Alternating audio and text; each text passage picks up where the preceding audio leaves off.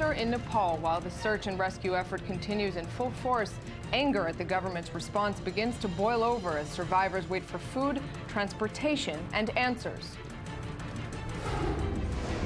A new rebel alliance seizes key positions in Syria's Idlib province, while the EU places its bets on Iran in a planned push to restart negotiations to end the civil war.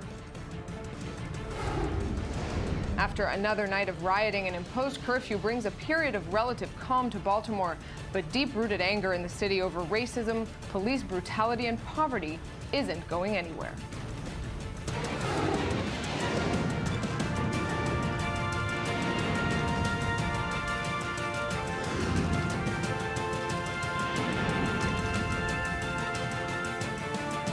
Good evening and welcome to the news today. We begin tonight in Nepal, where a massive rescue effort continues, of course, after Saturday's powerful earthquake. The UN is appealing for an additional $415 million to provide urgent relief, and the rest of the numbers say it all. Over 5,000 people dead, double that number feared injured, and some 1.4 million people in need of emergency food aid. At this point, the story has also become one of anger, as survivors clashed with riot police waiting for food and transportation. Correspondent Shai Ben-Ari is in Kathmandu and brings us some of today's reality from there. 5 days after the devastating earthquake which shook the nation of Nepal to its very core, the news this morning wasn't much better. With the death toll continuing to climb, scenes of destruction are common throughout the city. Here at Durbar Square, where several temples dating as far back as the 16th century collapsed into rubble last Saturday, foreign search and rescue teams have arrived to help in the effort. The rescue company continuing since yesterday. So many armies and police they are trying to avoid all the damaged materials and looking for the alive person. As you can see, the army and police have cordoned off this part of the Jaffa Port temple complex to allow this Japanese search and rescue team to get to work. They're still busy looking for survivors, clearing rubble, and hoping to find people alive. Not far away is Tudikal Park. This large stretch of grass in the city center has now been transformed into a tent city, with thousands of people now living as refugees in their hometown. Many of them simply refuse to return to their homes for fear of further aftershocks, even this long after the original quake. Others have no choice, their houses destroyed. Basic supplies and sanitation are lacking here, with cases of disease already noted. While the government and armed forces have been providing aid, it has not been enough. It's been like 4 days now. Toilet is also not available, Sometimes the army, they make it clean, so everybody make dirty, How long do you think you will be here? We are not sure. Maybe we're asking for the rescue team, different people, how many days we have to stay here, But our houses is gone. That's why no one say it's not sure, how long you have to stay here. We are not sure. Not all of the homeless are based here, though. Others prefer to sleep on the side of the road. Smoke and ash fill much of the air in the disaster-struck city. The source is these funeral pyres, where the dead are cremated in compliance with the tenets of the Hindu faith. This man has come to the Pashupatinath temple on the banks of the Bagmati River to pay his last respects to his grandmother. Actually, this is a religious place, and people come here to worship God. Here are a lot of God, maybe more than 100 gods here. And this place is a burning place. So when the people are dead, actually, especially Hindu people who is related to Hindu culture, they bring them here and they burn here. The funeral pyres here behind me will burn well into the night. They will be replaced by others in the morning. And in fact, the fires here will continue to burn for their foreseeable future as the death toll climbs well into the thousands. In times of crisis, people here, as in other corners of the globe, take comfort in their faiths and traditions. 3 days of national mourning have been declared, but for tens of thousands, life will never be the same. And Shai Ben-Ari spent part of his day at the Israeli military's field hospital in Kathmandu. Here's his report from there.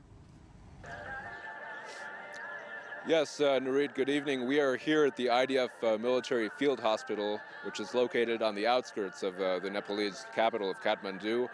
This hospital was in fact set up here today. It is open for business, and already at least 31 people have been treated here. all sorts of people, foreign nationals, a lot of Nepali residents here, locals, of course, as well as some Israelis who've been brought back from remote areas and taken to treatment here. Basically, what we can see here behind us is the actual hospital itself, which includes operating rooms, intensive care units, and so forth. Here to my right are more, let's say, standard tents where the soldiers themselves sleep. We're talking about 280 personnel, including medical and military personnel who are stationed here, who have been brought in, especially including reservists and active duty soldiers, to take part in this very large-scale operation. Not the first time that the IDF has undertaken this kind of thing, and indeed it is expected that the people here will be treating locals and others for the next few weeks. We are talking about a very serious situation. Even if things in Kathmandu, for example, are slowly getting back to normal, we know that the situation in the rural areas and the mountainous areas surrounding the city is very bad indeed. Indeed, reports of entire villages being wiped out, and it is unclear exactly how long operations will need to continue and how much medical care will be needed to take care of those people many of them have in fact been killed and certainly many injured. It remains to be seen basically exactly how long the Israeli personnel will be needed here on the outskirts of Kathmandu. And with me now in the studio is Ravit Amitai Martinez, a paramedic with Magen David Adom Rescue Services, who just returned from 4 days in Nepal. Thank you very, very much for coming to speak with us. I have the obvious question. You spent 4 days there immediately after the quake. Describe what you encountered. Well, first of all, we were the first team, I think, from all over the world that came over there. So we came to the hospitals and we saw that everything is a little bit under control yet, till now, because the injured people are usually, the most injured people are outside of Kathmandu, and it's a really, really big effort in the villages. Difficult to get to. Very difficult. They have only 3 helicopters that can bring injured people from outside of Kathmandu. So the hospital that where I spent most of the time was the military one, Nepal military, and we treated lots of wounded people, broken legs, orthopedic injuries, abdominal injuries, chest injuries, lots of small stitches that you need to do without any anesthesia, which was for me the most difficult to do. The main thing that I saw, I was surprised because it was not as bad as it was in Haiti. Kathmandu still standing. Most of the area, you have electricity and running water. All the people are living outside because they're afraid of the aftershocks, and some of them, of course, they don't have a house to come to. Just pausing on that for a moment, the aftershocks obviously present a whole nother challenge. I understand there were heavy rains in the day after, an aftershock, a strong one on Sunday. How does that affect your work when you're doing such delicate work in such chaotic situation? It's quite scary. I've been in earthquakes in Chile, so but it's really, you don't have any ground to stand, and you're shaking a little bit, and you're trying to get a hold on yourself, but after that you continue because this is... You don't have time to think about it. No. Was your impression that relatively it is under control? Because now, of course, we're hearing a lot of sort of anger from survivors that aid isn't getting to where it needs to get in time. That's the main problem, because you see policemen in the streets, you see the shops and everything is closed, but if I compare it to Haiti, you can't compare it because it's not the same. Kathmandu is still standing. The main things that they need, as you can see, is food, water, shelter, and all these kind of things that they don't know exactly. There is lots of uncertain what's going on, how long they're going to stay there. This is the main, I think this is why they're so angry. From what you saw there, looking forward, going back to the villages and how really nobody knows what the death toll is going to come to once those villages are reached, what stands ahead of both paramedics and rescue teams in terms of getting there? I think the main goal of the Red Cross is just to give this kind of aid outside Kathmandu, which is a challenge because all the roads are blocked, and you have to do it by air, and it's really impossible. You have the weather that you have to consider. So it's a challenge. It's a big challenge for the Red Cross and for all the organization that helps. But I hope and I think that this is the main goal that they're going to do. Ravita Martinez, thank you very much for taking the time to speak with us. Thank you. After all of this and all your work there. Thanks very much. Thank you very much. We shift now away from the disaster in Nepal into the Middle East, in particular to what's unfolding in Syria, while much attention is elsewhere. U.S. officials are being quoted in the New York Times claiming that over 4 years into the war, President Bashar al-Assad is struggling and is facing a re-energized insurgency. At the same time, the EU's foreign policy chief said that just yesterday that the bloc is hoping for Iran to play a major role in a new push for peace. Iran, which of course is also a central backer of the Assad regime. That new round of talks is set for Monday in Geneva. We'll look closer and at other connected regional shifts, including Saudi Arabia. But first, a look back. Allahu Akbar!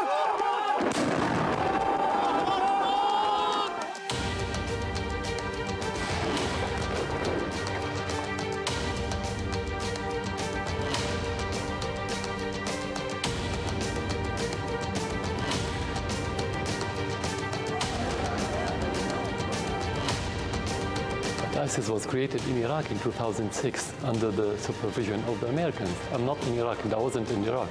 I wasn't controlling Iraq. The Americans controlled Iraq.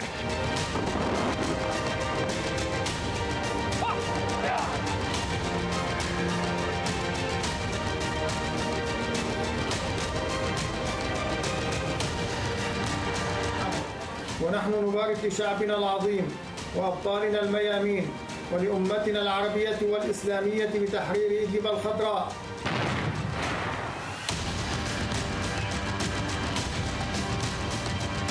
لا إله إلا الله محمد رسول الله.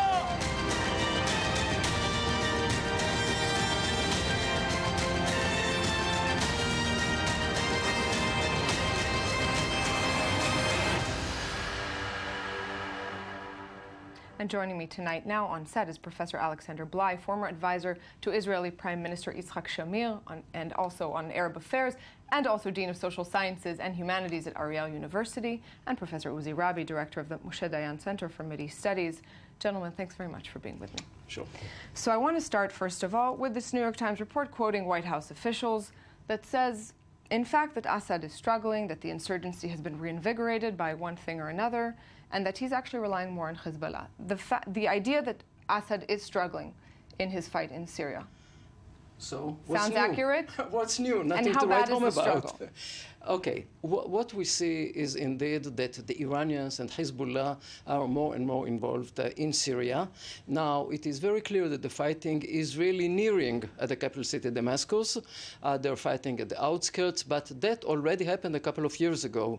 So question is, how can you rush any reinforcements to Damascus? Because to look from a bird's eye, what we can see today are two Alawite enclaves. One is up north and west, and down in Damascus area. Now, they depend on the Alawites, which they cannot get from the other part of the Alawite area, and on Hezbollah. And I believe that they will get it. Another issue is an airlift from Iran, which the Iranians would very much like to dispatch to Syria. An airlift containing what? Well, containing two kinds of things. One is medium armaments, let's say, I mean artillery, short-range artillery, medium-range artillery, plus whatever Hezbollah needs. And this is where the attack last week, I was about to say our attack, but we don't know. Of course, do you have some news to tell us about who was behind it? Of course not. How could I? In any case, what they have on the airlift is exactly that. What Assad needs, what Hezbollah needs for the next round of hostilities. And always in the background, we have to remember that they may open a second front against Israel so as to unite the Syrians against us. But I believe that the chances for that are very slim at the moment. I want to go back to that possibility in a moment. But Professor Rabi, if we do see a sort of shifting weight or responsibility from the Assad regime to Hezbollah, what are the implications of that? Well, I think that it could be a what we can find is another front being opened up in Golan Heights, the Syrian part of Golan Heights. But I think that, at least according to news we get from Idlib, it seems that Bashar al-Assad is suffering from, I would say, dwindling power. I wouldn't rule out the possibility of Iran having a second thought about relocations, its proxies, basically pushing Bashar al-Assad to be confined in the Alawite mini-state in Latakia and Tartus, and having Hezbollah plus Shiite militias bringing in from Pakistan and Central Asia in order actually to hold positions in, I would say, Golan Heights or Damascus till Golan Heights. Basically, this is part and parcel of the new geopolitical chessboard, because I think that Qatar, Saudi Arabia, and maybe Turkey came to realize that if they are not going actually to support Islamist groups in Syria, I'm not talking about ISIS directly, but Jabhat al-Nusra and other Islamist splinters, nobody is going to do the work for them. And basically, when you have the Yemen saga, and you see that the Iranians are acquiring different... and the proxy war. Yeah, so this is a proxy war, but in it you can have actually the sad story of the Middle East, because the already existing cleavages are being deepened up by those proxy wars and superpowers. Going back for a moment, you're saying Turkey and Qatar thinking maybe they need to place their sort of bets inside inside Syria, and which rebel group? On which rebel group? Because you're saying they have to support rebel groups, but one of the big key parts of this war is a very vague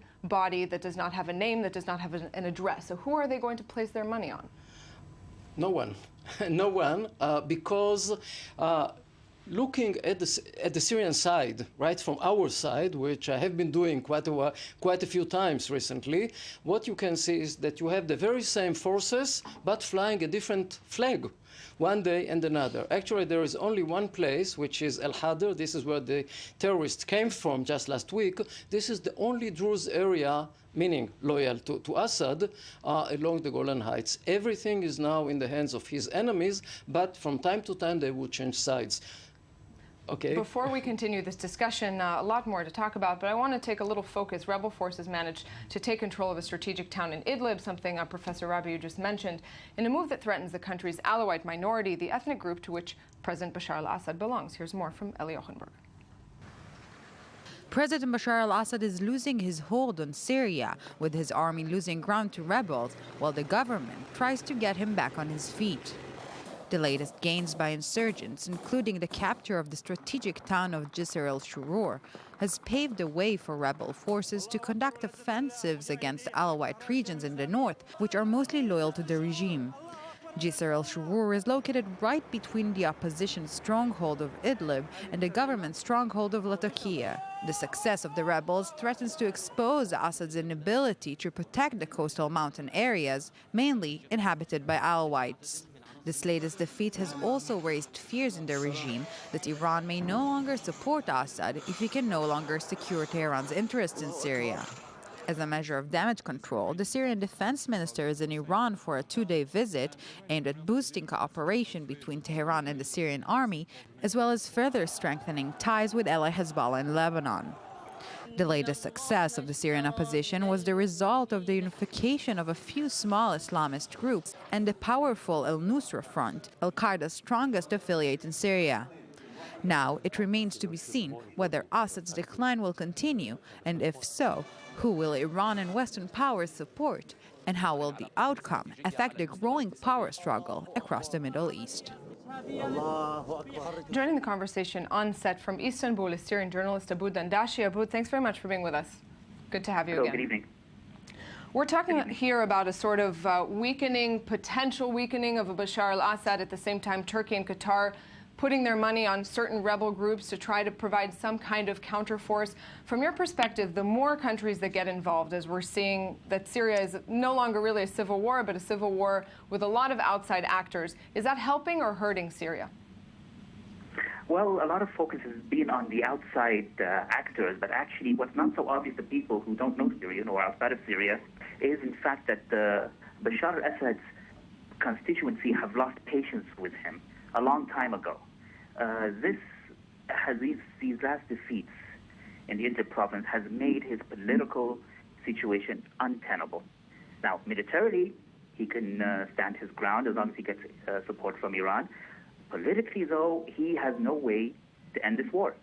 What about He has no way to end this Hezbollah, war. though? Aboud, we've also been discussing Hezbollah and, of course, connected to Syria with Iranian backing. Is there a fear of Hezbollah getting more involved in Syria's civil war? I mean, since they are, in fact, supporting the Assad regime as well.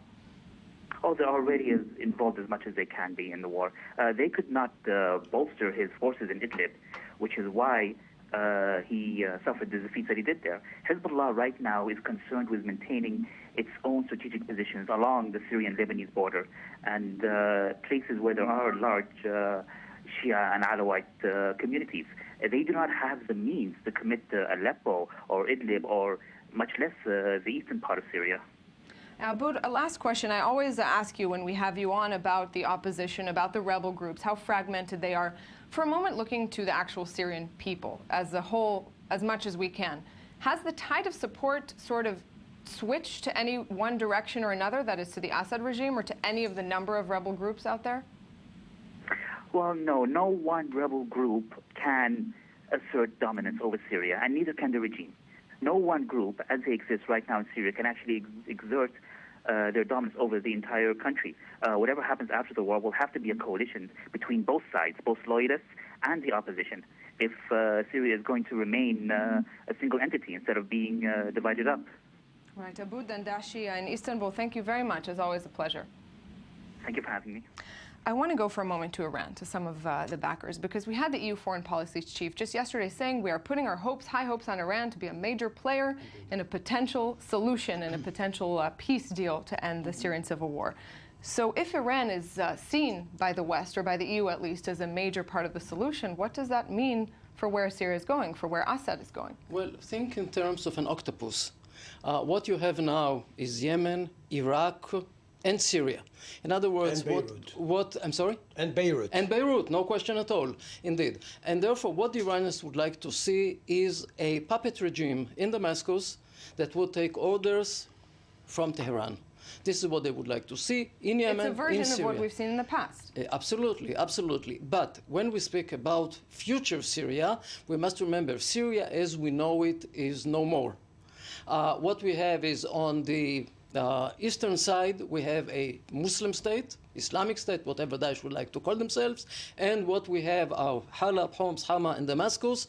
All of them, with the exception of Damascus, would go to Sunnis, one way or another. So basically, we're talking about a very small corridor linking Damascus with Latakia, and that would be Syria as we will know it in the very near future, I think. So I want to go outside of Syria for a moment, because everything is connected, as we discuss frequently here in the Middle East, and big changes in Saudi Arabia seem to be happening, and Saudi Arabia is also perhaps involved in one level or another in the proxy wars playing out across the Middle East between Saudi Arabia and Iran. What's the meaning of these changes, the Saudi Arabian king sort of cleaning house? Well, I think that the first thing is just moving to the third generation, so to speak. This is the grandsons when it comes to the descendants of Ibn Saud, the founder of the kingdom. He's sort of solidifying his line, Yeah, correct? Definitely. This was always been his line. But basically what Salman, the new king, actually is doing is just shifting the, I would say, the... let us say the strains of power to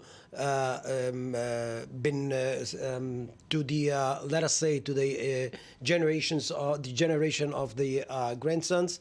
What we got here is technocrats like Adel Jubair running actually the foreign policy. This is kind of a fresh move which aims to actually provide the kingdom with a more dynamic foreign policy. And basically the thing you just saw here, Saudi Arabia is not waiting for anybody actually to tell her what to do.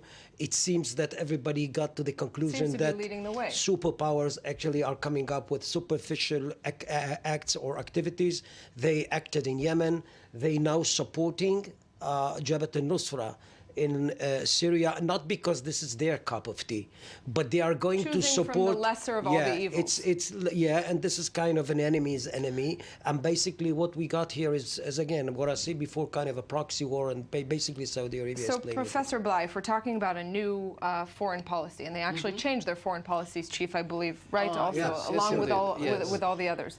And a big question here is, for example, the United States. Where is the U.S. going? It's on Saudi Arabia's side on one hand, it's on Iran's side on another sphere. What is the new foreign policy? Well, in a nutshell, one word: Iran. Once again, Iran. Why?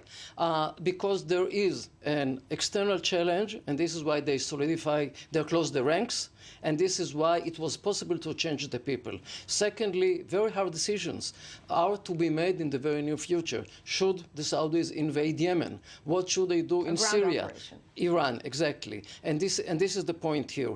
And what we are going to see here is actually a policy coming out of age, meaning that Saudi Arabia is no more an ally of the United States. People do not know that because they tried to keep it under wraps. But actually what we see today is that they're buying armaments from Russia. Most, if not all, of their civil bids for the civilian infrastructure are with China. And therefore, the American presence is only for the National Guard, for training their people, etc. The U.S. and Saudi Arabia do not have any more their special relationship. Are they no longer allies because Saudi Arabia sort of gave up on the United States with its closening with Iran, or it's something else that we're missing? Well, we have here two processes. One is indeed Iran and the nuclear negotiations, but this is recent. But what we have seen since 9/11, which is, 14 years ago, almost 14 years ago, is that the United States blamed Saudi Arabia one way or another for 9/11, and one of their ambassadors was sacked from Washington because of that. So put that together, put other elements together. We don't have the time for that. Yeah. Well, in the very little time we have left, I want to zoom out for a moment at the big picture. We're talking frequently, I've spoken to you about this a few times, about the new Middle East that is sort of chaos and ruled by militias. We're also talking about Mideast superpowers, which is going to Okay, to rise first to of the all, top. just to sum up the whole thing, Syria went into oblivion. We are not going actually to talk about Syria anymore because this is not a state. So if that is the case, both Bashar and Hezbollah should not be taken as independent players. They are proxies of Iran. And basically, the geopolitical chessboard of the Middle East is being divided by a camp of Sunni Arab states plus Turkey versus Iran and its proxies. Superpowers are no more, I would say, important player here. And for the first time after 200 years, I am afraid that what we got here is superpowers coming up with a functional, a very specific act with no grand design. And this is what I said before, deepening On that up note, the already... Thank you, gentlemen, for putting some more order in all of this chaos. We'll need you back for more, I think, more explanation. 2 minutes, and we'll be back with the rest of the news today. Stay with us.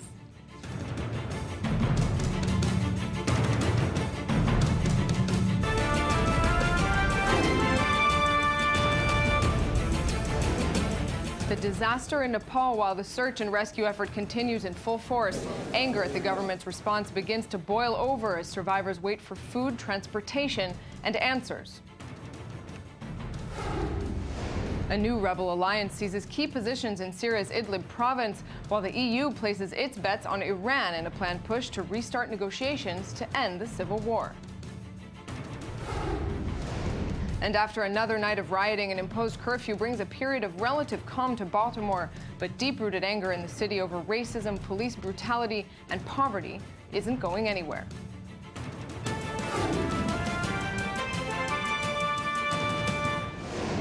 Welcome back. Baltimore woke up today to quieter streets after a curfew went into effect at 10 p.m. It's a response to 2 days of violent rioting after the death of Freddie Gray, who died of injuries he suffered in police custody. The thousands of police deployed along with the National Guard may bring some calm, but the anger is much deeper than just this incident. Uri Shapira has the latest. The streets of Baltimore were largely quiet on Tuesday night after police enforced a curfew following 2 intense days of heavy riots. 10 people were arrested overnight despite the curfew that went into effect at 10 p.m. local time. Earlier, police had used rubber bullets and lobbed tear gas to dissolve the protest. I-24 News obtained footage of Mayor Stephanie Rawlings Black as she tried to calm the angry protesters. No, I don't believe that the justice system has failed. I believe that everyone should allow it to take its course. There's a process to everything. The latest violence erupted after the death of African-American Freddie Gray from a severe spinal injury while in custody on April 19, a week after he was arrested. It is also the latest in a series of similar events which sparked outrage in the entire country, as protesters accuse the authorities of having a light trigger finger when it comes to minorities. President Barack Obama said Tuesday there is no excuse for the violence, but also voiced concern over police treatment of African Americans. We have seen too many instances of what appears to be police officers interacting with individuals, primarily African American, often poor, in ways that raise troubling questions. In Chicago, hundreds of demonstrators marched Tuesday night to protest police brutality, but the mystery surrounding the circumstances of death of 25-year-old Gray remains unsolved, and questions over the reasons of his arrest or at what point his injury occurred remain open. Baltimore police claim there was no use of force during Gray's arrest. However, a video released a week ago shows police officers dragging Gray while he was apparently screaming in pain. And joining me on the line is Baltimore Sun reporter Sean Welsh. Sean, good evening. Thanks very much for being with me. Sure. Thanks for having me. So I want to ask a sort of, let's sort of step outside our own coverage for a moment. We've seen a lot of criticism, of course, of the violence seen in these riots, fair criticism. Is it also maybe fair to say that no one was really paying attention before it got violent in Baltimore? Well, it may appear that way from the outside. You know, there's certainly been a good deal of attention from our coverage here locally on what's been going on here in this neighborhood and the neighborhoods surrounding it, just in terms of the interactions between the community and the police department. And how much of the anger at this point circles around the circumstances of Freddie Gray's death, exactly how he died, when he was injured, and how he was taken care of? Yeah, I think that's still kind of there in the background, but it seems like that's kind of been lost over the last few days. Just you know, during these protests and the protests ultimately turned into riot on Monday night. You know, I think Freddie Gray's situation has certainly been kind of the impetus behind a lot of the emotion. But I think what really led to a lot of the rioting on Monday night, I don't think there was much to do really there with Freddie Gray at all. You know, in fact, anybody that was paying attention to Freddie Gray and what his family was saying, and just the whole storyline around his death would have caught on to the fact that his family was begging and pleading for the community to be peaceful on Monday. Monday was the day that he was laid to rest. They had a funeral not too far away from where a lot of this unfolded on Monday night, and I think anybody that would have had any emotions about the Freddie Gray case probably would have heeded those requests, but I think a lot of this has to do a lot more with just the general unrest between the community and the police department. When you know, say there certainly are. I'm sorry. Go ahead. When you say unrest, clearly the death of Freddie Gray is only sort of the tip of the iceberg, as you say. It represents something with much deeper roots. What are those roots beyond this that's causing people to go out and riot in the streets?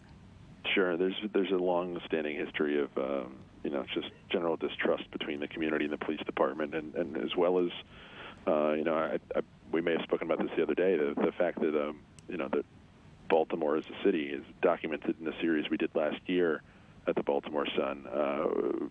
Really, it paid out nearly $6 million over a three or four year period of time for cases that allege police brutality, and that was simply settlements in those cases. So, you know, there is a long-standing history of both distrust of the police department from the community, and then there's certainly a well-documented case of, you know, alleged police brutality from the police in return to that community.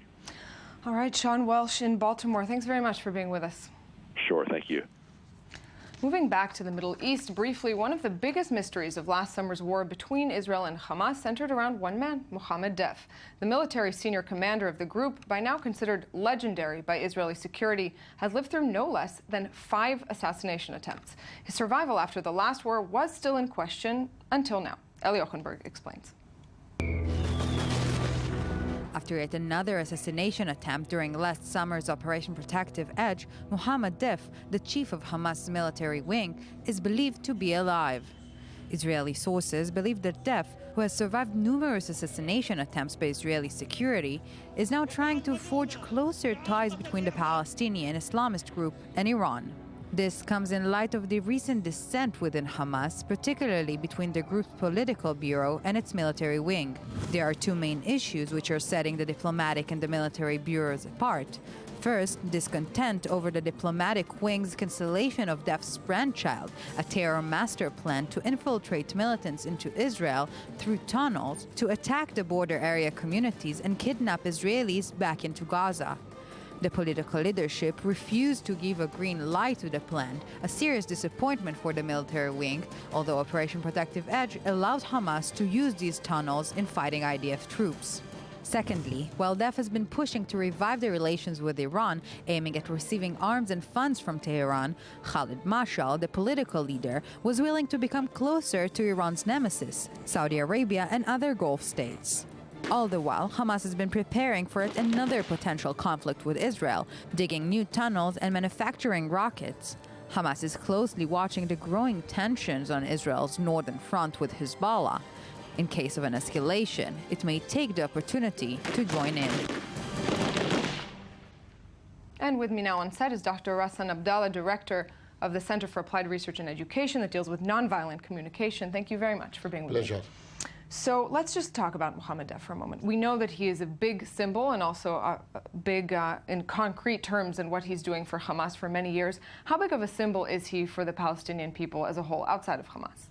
Well, Mohammed Deif, as he's reflected in the Palestinian community, he's coming from a highly respected family, and people label him as loyal, faithful to his people, and he's a good listener.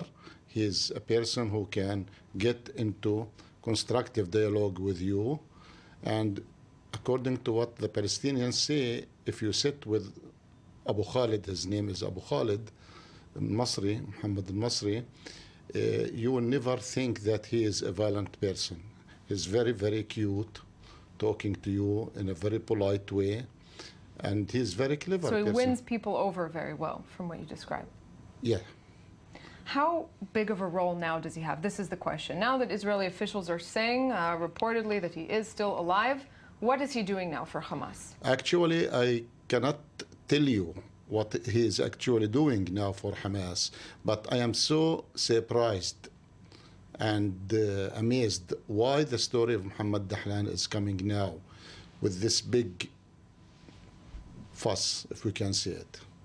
Mohammed Deif was used during the war on Gaza as a good evidence to prove to the Israelis that they won the battle. Of a that symbolic they killed win. him. Yeah, that they killed him. Now, Mohammed Deif is being used, I am afraid, just to flame the fear of the Israelis, trying to justify the attempts for having a new war on Gaza. I am afraid. Well, I have to say, I hope that you're not right. Interesting analysis. I hope that I am not right. Dr. Rassan Abdallah, always a pleasure. Thanks very much for being with me. We shift now to Nigeria. The Nigerian military says it rescued 200 girls and 93 women and girls from a Boko Haram stronghold.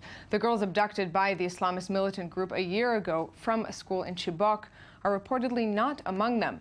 But the Defense Ministry is screening the former hostages to determine their identities. According to Amnesty International, some 2,000 women and girls have been kidnapped since the start of last year alone. And Indonesia saw international pressure over the past few days following the execution of 8 people on accusations of drug trafficking. The country is maintaining its firm-handed policy against drugs, but on its way to tackle drug traffickers, it may lose significant international allies. Ayman Siksek has more.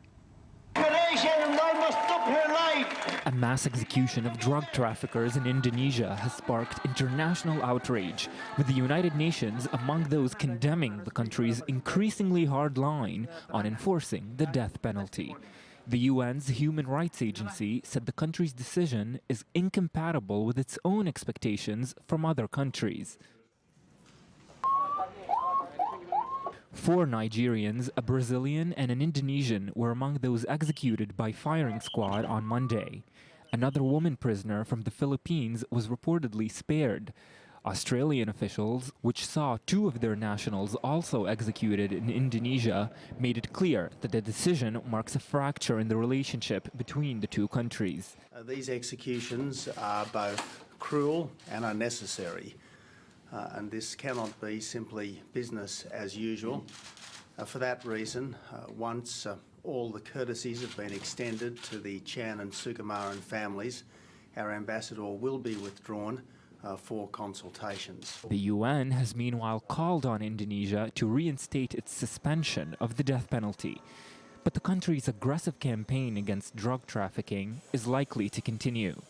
As of Wednesday, more drug convicts, including a French national, are still on death row in Indonesia, where requests for clemency are rarely gratified. And over 40 days after the Israeli general elections, Prime Minister Benjamin Netanyahu is yet to announce his new government. Coalition-forming negotiations were held quietly and received very little media attention so far.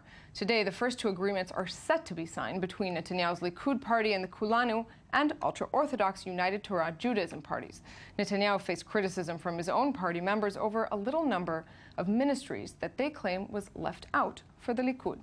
And with me to explain a little bit of all of this is diplomatic correspondent for the News Today, Eli Ochenberg. Eli, good evening. Good evening, Thanks very much for being with me. Okay, what was signed? What has been decided? Where does it stand? Well, that's it, Nurit. After long weeks of negotiations, finally the 4th government of Benjamin Netanyahu is beginning to take shape with 2 coalitions agreement. Within the last hour, the ultra-Orthodox United Torah Judaism has finalized the agreement with the ruling Likud party and is the first party to join Netanyahu's government. A draft between them was finalized really within the last hour, as well as with the new Kulanu party led by Moshe Kahlon. So these are the 2 parties that are already in the new government. There are still problems with Naftali Bennett's the Jewish Home Party, with the other ultra-Orthodox Shas party, and with Victor Lieberman's Israel Beitenu party. There are some serious gaps. There's still a way to go, but as for now, it's the final stage of negotiations, and each one tries to gain as much as he can before sealing the deal. But what we've seen tonight is definitely a serious kickoff towards the 6th. So, May Eli, 6th you final. mentioned the ultra-Orthodox parties, and since the beginning, right after Netanyahu's win, this has been a question: how big of a role will they play? How much power will they have in the next government?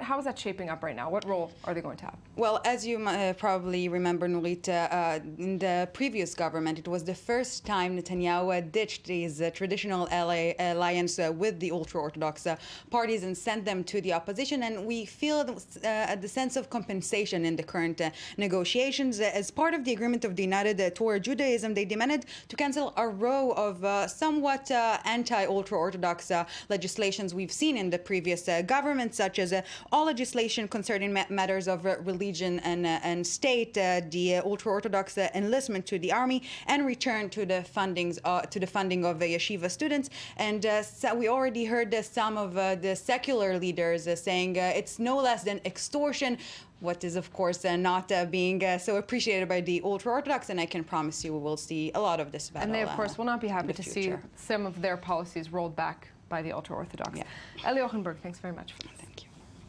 Ahead of his address to a joint session of the U.S. Congress, Japanese PM Shinzo Abe met with President Barack Obama. The two are working on the creation of a Trans-Pacific Free Trade Agreement. Here's more. In the Oval Office, U.S. President Barack Obama and Japanese Prime Minister Shinzo Abe discussed trade and hailed progress towards a Trans-Pacific partnership that brings together 12 countries, including Japan and the United States. The deal would cover 40% of the world economy.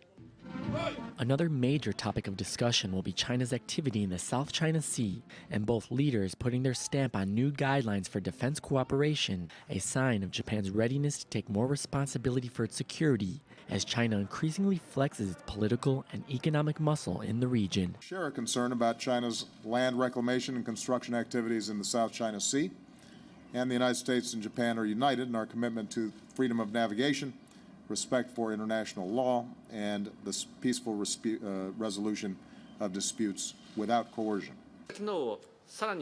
First of all, on Trans-Pacific Partnership Trade Pact, this is not something we create out of consideration of China. The economic growth of the region will be positive and create opportunities for Japan, United States, and the world.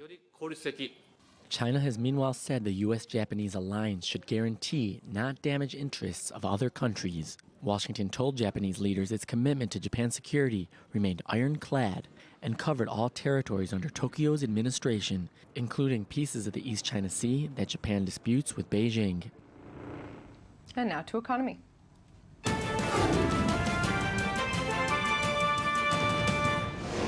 With me is host of the I-24 News Economy Magazine, Binyamin Chong Alfaraz. Good evening. Good evening to you. So we just went from a very economic toned meeting between the Japanese Prime Minister and Obama. Indeed. Now the Fed, though. Obama has his own issues inside the Fed. Indeed. Well, everybody's eyes are on the Fed. The Fed really has a very wide influence on stock markets worldwide, on currencies worldwide, because, I mean, the US dollar, of course, has been extremely strong, and everybody's looking for guidance to see, well, what is the Fed going to come out with this time around? You know, we're basically right before the end of the meeting, before a statement comes out.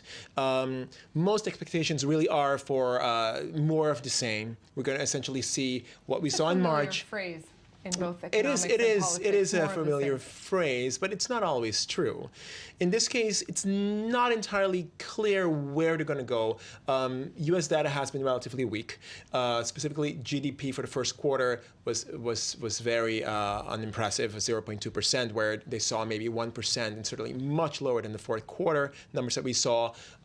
Job data was much lower as well. About 126,000 jobs were added. Again, much below what was expected. So this could go one of two ways. On the one hand, you know, the GDP data was so much lower, really saw a lot of the stocks much lower. The stock market really was sort of hit by it. But generally speaking, it tends to nudge the Fed towards holding off on a rate hike, which then actually boosts the stock market. So now a couple of hours or even less before we hear a lot something less, from actually. the Fed. It should be very, very soon. It should be very soon. What can we expect? We don't have long that we need to be in suspense. But Indeed. What can we expect? So just to keep it kind of short here as far as I can. Okay. I mean, we're looking at. Thinking as the Fed would, we have temporary effects, so to speak, that influence their decision, such as the cold winter we had, which we also had last year, which caused for a slower economy. And then we have the strong dollar and low oil prices, which, you know, may or may not be temporary. They could last a lot longer. So, you know, they're factors which are not entirely in their control. That you wouldn't think of, but everything's connected in the end. Everything is completely connected, and it's really anyone's guess what's going to happen. Most likely it's going to be September. All right, we'll see shortly then. Binyamin, thanks very much for this. Okay. Moving back to the Middle East, in 2012, Captain Nilufar Rahmani graduated from flight school and became the first woman to pilot a fixed-wing aircraft in the history of her country, Afghanistan. Shahar Peled has more on the Afghan Top Gun pushing the boundaries of change. Captain Nilufar Rahmani is defying gravity in more ways than one. The first female pilot to fly an airplane in Afghanistan's history, the 23-year-old struts across the tarmac at the Kabul Air Force Base, the only woman among her peers. My father, he really dreamed to be a pilot, but because of some issues in the government, and he was not able to be a pilot. And always he was explaining and saying the story for me, and that made me very disappointed. Like, I want to be a pilot and complete his dream. Rahmani is also the first female pilot in the Afghani military since the fall of the Taliban in 2001, although several women were known to have previously served as helicopter pilots. But over the years, she had suffered threats from those who disapprove of her fulfilling her ambition. I have been threatened from my extended family as well. Anything I do, like, I need to prove myself. So when I proved it, I feel like I could change half of these people, their mind. In the past decade, Afghan women have taken giant strides of progress, with female lawmakers and security personnel now common in a place where, until not so long ago, women weren't allowed to leave their homes without a male chaperone. Rahmani's once unimaginable feat recently won her the U.S. State Department's International Women of Courage Award after she rescued injured soldiers during a mission, defying orders banning women from transporting the dead or wounded. I have to be tough. I have to be so tough, even no emotional. So that's why if I'm carrying the dead bodies, anything, that's what I accepted. That's what I wanted. Nevertheless, Rahmani is careful not to disrespect Afghanistan's strict cultural norms while she soars above her country's gender barrier. And an unmanned Russian spacecraft carrying supplies to the International Space Station is reportedly falling back to Earth. Russian officials said that attempts to contact the spacecraft have been unsuccessful. The ship had been scheduled to dock with the space station tomorrow to resupply the crew of 6 international astronauts.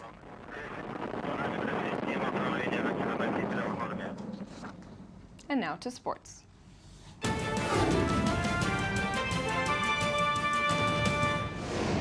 And with me is correspondent Merav Savir. Merav, take it away. We have a few sort of historical references. Yes, and one of them is a feel-good story. Oh, good. Football team, football, soccer. After the rest of what we've been discussing this evening, I think that's necessary. Well, at least the first one. The first and the last one are feel-good stories. The middle one goes back to the Baltimore riots, but we'll get to that. So, English Premier League, British football, one town of Bournemouth is making history of its own. Over 100 years of playing football, and the next season will be the first time that they will be in the British Premier League playing against the big guns, Arsenal, Chelsea, all of it. This is a team that 5 years ago was nearly non-existent, going bankrupt. They didn't make any money, and now all of a sudden... How did they get here? So it was an unexpected season. Now, they won on Monday, and that was the last game they needed to win. Now it's like a 20-goal swing in order for them to stay in that second league in England. It doesn't seem likely. And this is a team that makes maybe £5 million a year. And they're Which going... in sports terms is nothing, Absolutely I'm guessing? nothing. They were almost extinct 5 years ago in 2000. So their fan base, like you saw cheering, are so excited. And now with the cash that they make in football in all of Europe, especially in England, is a huge moneymaker, billions upon billions of pounds every year. They're going from making £5 million this year to possibly making 120 million. Wow. 120 That's a pretty good in pay one raise. season, and it's even. And if they get kicked down and they get relegated down to the state, they're still making 120 million pounds next year, which is absolutely incredible for this team. So is it the team? Is it the coach? Who's No, responsible I mean for success? it's just a turnaround that nobody was expecting. Even the fans weren't expecting. Their stadium holds 12,000 people. That's smaller than my college stadium could hold. Well, it's great for the fans who were maybe stuck it out with them anyway. Absolutely, and from fans who are there through everything to fans who are not going to be at the stadium. In a couple minutes, just about 10 minutes, the Baltimore Orioles will be starting a game versus the Chicago White Sox in Camden Yards in Baltimore, and it is closed to the public. This is after 2 days of them delaying games, postponing them because of the riots that have been going on. It's just 2 to 3 miles away from Camden Yards from the stadium, and police were very concerned about how this will affect the Why not games. just cancel the game? I'm surprised. So they did that on Monday and Tuesday evening. They canceled the games, but in baseball, it's 162 games per season. It's so packed together that sometimes teams only have 1 day of rest a week. So to try and get those extra games in there, because you have to have the 162, is very, very difficult, especially with teams that don't meet too often during the year. You'd have to throw them in on that one off day, so one could be in May and the other can be in September towards the end of the season. Instead of doing that, what they decided to do is make sure that the riots don't spill into the stadium themselves after canceling those first 2 games. Instead of it being an evening game, they're making it in the afternoon. Players are having a little bit of fun with it. One of the White Sox players tweeting, "Guys, we're going to try and get the fans on our side during this match." Obviously, there'll be no fans. And according to MLB, they said that in, I believe it's 145 years that the league has been around, they don't remember any situation where a ballpark was closed to fans during a game. So another history maker. You would hope that the ballpark is the one place where you can actually find a peaceful environment Some side of in Baltimore, solitude, but I can and that's understand why that's something not no that- sure thing these days. On Monday, they canceled the game just 40 minutes before first pitch. Baltimore players went back home by themselves, but White Sox players were actually escorted by police and troops to their hotel. I don't know if there was any fear, rivalries in sports. Fans get very heated that the riots could spill over into the sports arena as well, and they could be attacked, but it's something that they discussed with not only MLB itself, but with local and national officials about what they should be doing in this case. All right, we'll see how it pans out in just a couple minutes. And something a little strange. A little strange, Which we a always little have funny. to have, I think. Yes, in sports in the well, end. Chelsea players are having a little bit of fun at the expense of Arsenal fans. Over the weekend, they played a game, and Arsenal fans, who are a little bit frustrated, were chanting, "Boring, boring Chelsea." Well, Chelsea's showing that It their seems like players... a sort of mild insult in sports terms, at least. You know, it's a mild insult. The team isn't that exciting, but they're still getting it done, and that's what matters. And now what they're showing is, you know what? We may be boring, but we're going to have some fun. They posted this on Instagram of them doing this head tennis sort of thing into the basket, and the caption for it was "Boring, boring Chelsea," having fun at the expense of Arsenal fans. All right, well, laughing at each other. I like it. Something a little bit light to end on. It's better than accusing each other of wrongdoings on Twitter and Yeah, social media. it's tame, I think, versus other violence we've seen. Absolutely. Manav Savir, thanks very much for this.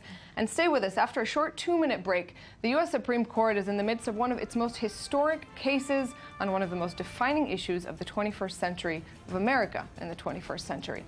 Gay marriage. Will the Supreme Court allow gay marriage to become a constitutional right for all Americans? Stay with us 2 minutes, and we're back.